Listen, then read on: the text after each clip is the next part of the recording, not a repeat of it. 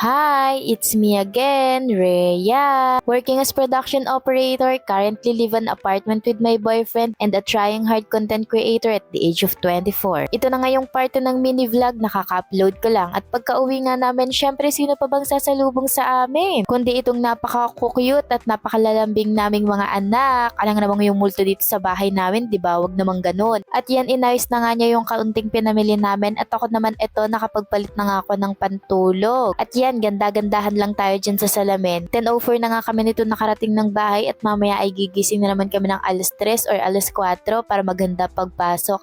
Ay naku, nakakaumay at nakakapagod. Buhay production operator nga naman. Kaya lang alipin tayo ng salapi kaya go lang pasok. Ginupit-gupit ko na nga yung mga shampoo na binili namin para di na mahirapan pag ginamit. At ito nga ang boyfriend ko ay naghuhugas ng mga hugasin. Pagtapos nun ay naglaba ko ng cycling bra panty medyas. Pero syempre di ko na pinakita sa inyo. Alam nga namang tingnan nyo ba kung paano kalabahan yung panty ko at kung ano yung tsura ng panty ko. Diyos ko naman mga B.